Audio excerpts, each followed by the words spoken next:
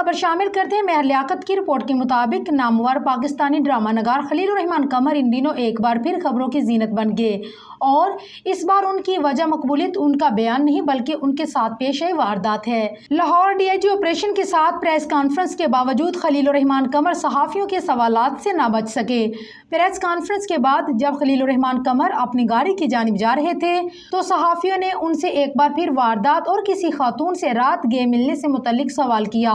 सहाफ़ी के सवाल के जवाब पर खलीलुर-रहमान कमर का कहना था कि ख़वातीन मुझसे इंतहाई अक़ीदत और मोहब्बत से मिलती हैं। ये वो ख़वातीन नहीं, नॉन वुमेन और वुमेन में फ़र्क होता है।